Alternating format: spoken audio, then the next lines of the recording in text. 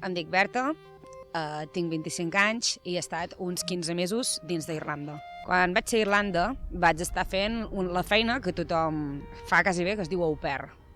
I és fer de cangur amb una família i vivint amb ells a dins.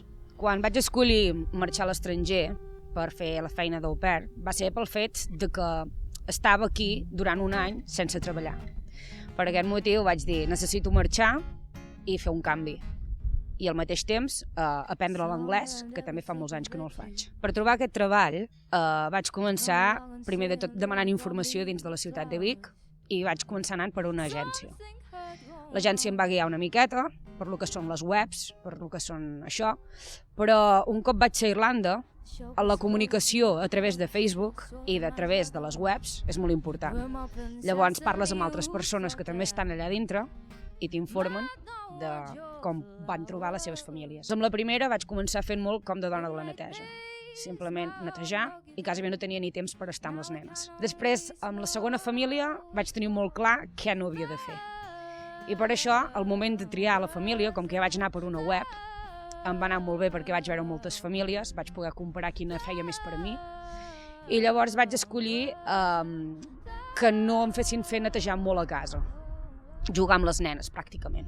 Llavors la tercera també va ser molt com la segona, també ja vaig vigilar més amb això, i la quarta, doncs, no vaig tenir quasi bé ni temps, perquè es va acabar aviat. Això també, cadascú és un món.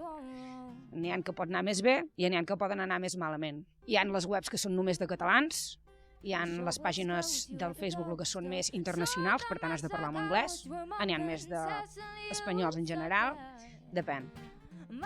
I llavors demanar informació. Vinc a fer això i busco això. Sabeu cap web i la gent ja et comença a informar i te les apuntes. Quan vaig arribar cap allà, clar, el primer moment fa impacte. No saps com t'has de comunicar, la gent et parla molt de pressa, l'anglès és molt tancat. Jo el que recomano molt, encara que hi hagi gent que és més xerraire i gent no tan xerraire, és parlar.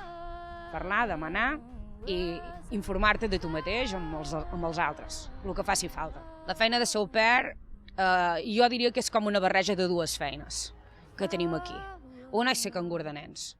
Per tant, valoren si tu has estat anteriorment amb nens, i llavors l'altra part és més, depèn, hi ha noies que planxen i coses així, o netejar, però altres hi van més per lo que, si vigiles això no agafar-ho tant, fer els llits, fer el dinar, coses més simples. Per la feina tens un allotjament perquè representa que ets una filla més. Però jo al mateix temps dic que no és una feina que sigui del tot segura, perquè al mínim que va malament i ja no estan interessats en tu, et quedes penjat i no tens cap feina, i no tens cap lloc on dormir. Per aquest sentit estic molt contenta d'haver-ho fet.